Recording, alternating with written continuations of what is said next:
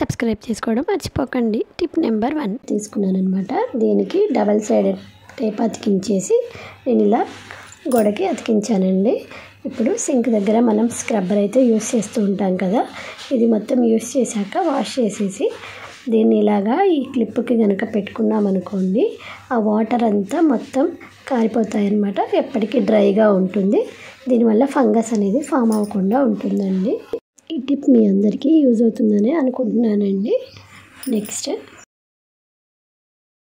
Soap అనేది use చేస్తూ ఉంటాం కదా, ఇలా సబ్బు డబ్బాలో పెట్టేసామనుకోండి, ఆ తడి వలన ఆ సబ్బు అంతా సోప్ బాక్స్కి అంటుకుపోతుందన్నమాట. సో దానివల్ల వేస్టేజ్ అనేది చాలా ఎక్కువగా ఉంటుంది కదండి. అలా కాకుండా మనం ఇలాగా ఈ రబ్బర్ బ్యాండ్స్ని ఒక 2 తీసుకొని నేను వీడియోలో చూపిస్తున్నట్టుగా వేసుకోవాలన్నమాట. ఇలా వేసుకున్న తర్వాత మనం సబ్బుని కనుక ఇలా పైన పెట్టేసామనుకోండి, వాటర్ అనేది మొత్తం కిందికి జారిపోతాయి అన్నమాట. సో సోప్ అనేది డ్రైగా ఉంటుంది. దానివల్ల వేస్టేజ్ కూడా చాలా వరకు తగ్గుతుందండి. ఈ టిప్ మీ అందరికీ యూజ్ అవుతుందని అనుకుంటున్నానండి. నచ్చితే ప్లీజ్ లైక్ చేయండి. తీసుకున్నానండి. దీనికి ఒకవైపు డబల్ సైడెడ్ టేప్ ఉంటుంది కదండి, అది తీసుకొని అతికిస్తున్నానండి. చూడండి, దీనిని నేను కిచెన్ కౌంటర్ టాప్ దగ్గర వాల్కి అతికిస్తున్నాను అనమాట. వీడియోని లైక్ చేయడం మర్చిపోకండి. అలాగే ఛానల్ని సబ్స్క్రైబ్ చేసుకోండి. పక్కనే ఒక బెల్ ఉంటుంది, దాంట్లో ఆల్ సెలెక్ట్ చేసుకోండి. సో దట్ నా వీడియోస్ అన్నీ మీకు నోటిఫికేషన్ రూపంలో వస్తాయండి. చూడండి, నెక్స్ట్ నేను ఇలాగా ఒక గిన్నెని కరెక్ట్గా క్లిప్ కిందనే వచ్చేలాగా పెట్టుకోవాలన్నమాట.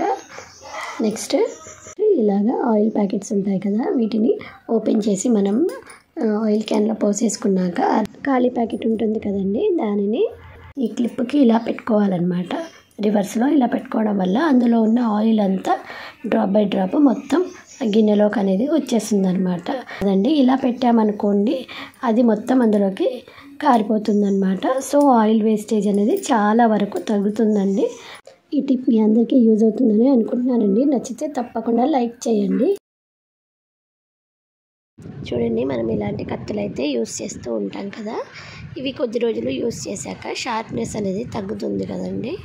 సో ఈ టిప్ చాలా బాగా పనిచేస్తుంది అనమాట.